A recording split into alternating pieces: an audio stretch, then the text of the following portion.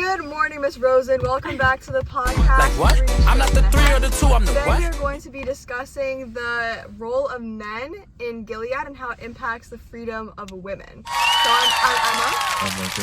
I'm Brianna. And we're going to begin by talking about the role of men before Gilead. So before they went through the whole overthrow of the government and just what men were like before that. So it was very much so what it is like today. Like men were kind of took over. Men had started to take over everything. Like kind of like similar to how they are today. Does anyone want to dive in deeper to that point? They also talk in the history notes where like they're like the birth rates and infertility within men. But that was like not as accurate as today, but is what important to like the actual plot of the novel. So I thought that was interesting. That is very interesting, yeah. Wow. What I found when we were going through the book was that was part of it. The sex was too easy. Anyone could just buy it. There was nothing to work for, nothing to fight for. We have the stats from that time. You know what they were complaining about the most? Inability to feel. Men were turning off on sex, even. They were turning off on marriage. This really dives into the concept that men used to be in a position where they had so much power over females that they stopped feeling a lust or need for them because they became too comfortable. In Gilead, such things were altered to where men could no longer handle females in a way which rebirthed the need, the chase, and the desire for contact. Yeah, I think that quote is really actually so interesting because it kind of sets up the plot of the whole entire book. Like it's kind of the fact that the men are doing everything for themselves. They're selfish creatures. They stopped feeling the anticipation, the adrenaline after chasing the women, and they just decided to revert back to a point where women are so simplified and they're reduced to having one purpose that it just is another way to have men be superior over the women. And kind of what you were talking about in your quote, where it's like something happened to them. They lost the feeling that sex was giving them. They lost all this. But then they found even more things to complain about in Gilead. They always had something to complain about. I agree. Me as well. Should we talk about our next idea? Yeah. Should we then talk about how in Gilead they were controlling everything? Because I have a quote that talks about that. Because in Gilead they were always they controlled the government, the military, the households, the women, everything.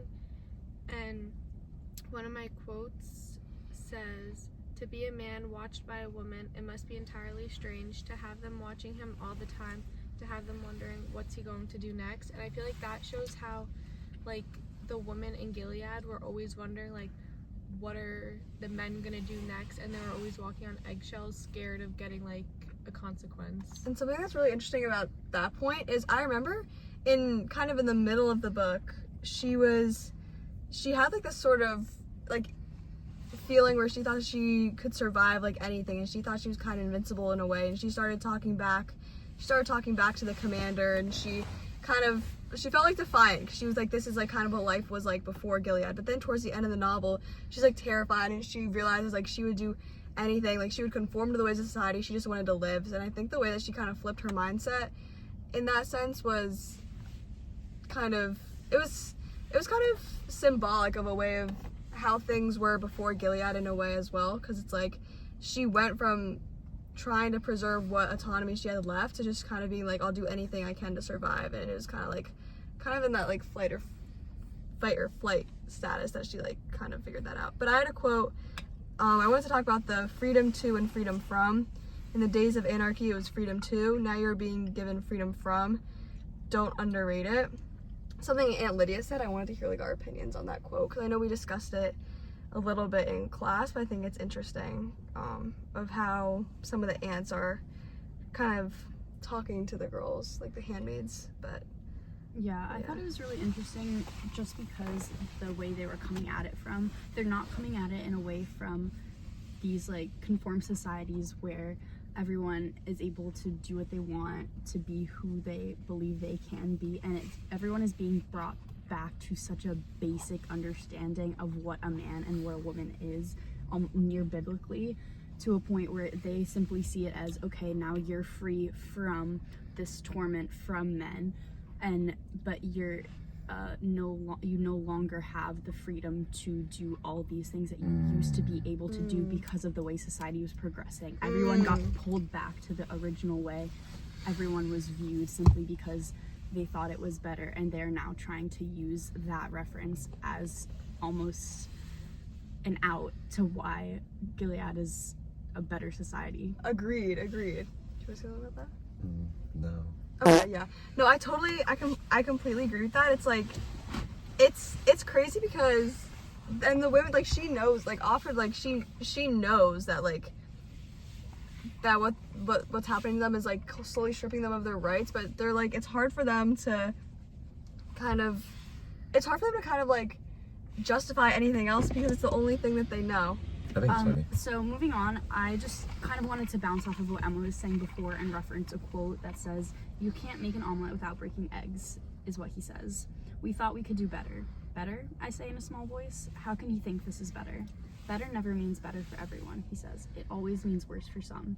So that again references the concept of tracking back to a very old society and the way men and women are viewed, simply because while it is better for the men per se because they are back in such high positions of power, the women are once again only seen as objects and vessels of fertility. Agreed. And I think the reason he can say a quote like that and kind of just, like, nonchalantly and kind of just, like, let that, like, slide so easily is because he's not the one that it's negatively impacting. Like, he says, oh, like, we have to break some things to make it better, like, it's whatever, because he's not the one that's suffering from it. Well, like, he could say he is, like, he could say, like, oh, it's, like, so hard to not have, like, real genuine connection anymore, but the people that set that up is, like, the men of Exactly. Gilead. Like, it's his, like, he can say it's hard, but he's not the one who had to, like, lose, like, all bodily, like, autonomy and rights and not be able to, like, do what he wants to do and not be subject to the power of the men like everyone else. So it's easy for him to say when he's not the one that's really like suffering it's the from men's it. own doing that they got to a place in which they felt they could no longer have those connections because of their selfish needs and desires to continuously be berate and own women. Exactly. And this quote the author said, she said, "But refusal to see him could be worse. There's no doubt about who holds the real power." So even though, like, throughout the whole novel it's kind of like it's said either explicitly or kind of implied that men are the only ones that have the power, like that direct quote she's saying, like, did she really want to see him all the time? Like, she was kind of scared, but, like, she was like, nothing, like, what could happen to me would be so much worse if I don't go see him than if I do go see him. So I think that kind of just, like, solidifies the fact that they have so much power. I also have a quote that, like, kind of states that the men are the main, like, control, because this quote says, "I wait for the household to assemble. Household, that is what we are. The commander is the head of the household. The house is what we hold, to have and to hold till death do us apart." And I feel like that quote really shows how the commander is in charge of everything, and the women have to obey to what they say, or else death could be, like, a consequence. Yeah, I agree. And then I did want to talk a little bit about how, like, even though it was, like, they tried so hard to take away women, like, bonding together to, like, form some sort of resistance, they were still able to form resistance groups and help each other out. Like Offred and Ovglen kind of, they develop a relationship to try and, like, help communicate. They weren't allowed to have this relationship, but it was kind of something that let them go back to, like, the days before Gilead and try and, like, have, like, a friend in a sort Like in some a sort of time comfort. where they couldn't have friends. And, like, even in her household, like, they were, like, trying to, like, her and Serena, like, she was actually, like, trying to help her get pregnant. Like, she was trying to work with her and, like, even break the rules to help her succeed in that sense. So it's like the power that the men had was never too powerful to the point where they didn't want to, like, converge, like, help each other. You know what I mean? Speaking about helping her get pregnant, I thought we should talk about how some of the men took advantage of their positions when speaking with some of the women, for example, the doctor. Agreed. I thought that was interesting. What do you guys think about that? I think he was, I don't think he really wanted to help. I think he was doing it for his own personal benefit, because, you know, they weren't allowed to have, like, sex with women, like, women that they weren't like supposed to anymore. So, like, I think that was just a way for him to, like, to have get sex with women that he wasn't really supposed to. So it was really only for his benefit, which is kind of what I feel like all the men in the book, it's just for their own benefit. It's all like so selfish. Yeah, I feel like yeah, that's right. it shows how like they're aware how unjust their new society is and how they're able to exploit their positions to get for their own personal gain. Yeah. I agree, and I feel like they were all in different positions of power, yet I feel like they all broke the rules within their own means, believing no one would notice it. But you can see it in all these different roles, the way the doctor moved on Offred, the way we saw him do it, the way the commander did, the way even Nick did. Yeah, To Nick a at the point, end. Nick, I guess, was a little bit different. He wasn't just in it to take advantage of Offred, but we see all of these men break their own rules that they had come up with because they all believe in their own respect that they have a right to a higher power, and they still have such a right over these women that even placing themselves into a society such as Gilead does not stop them from taking advantage of everybody else. Yeah, I think that was a great way to end the discussion. I think we've kind of solidified the fact I that. have more stuff to say. So, what did you want to say, anything else? I want to talk about the birthing scene when the women were giving birth. I thought it was funny that there were no men in the room and it was all women. Yeah, that was interesting actually. What else do you want to talk about? That's it. Yeah, just thought it kind was of funny. trailing off of that, I thought it would be an important quote to bring up that the way that men had manipulated women into the Society of Gilead through the quote saying, "In this connection, a few comments upon the crack female control agency known as AUNTS is perhaps in order. Judd, according to the Lincoln material, was of the opinion from the outset that his best and most co-effective way to control women for reproductive and other purposes was through women themselves.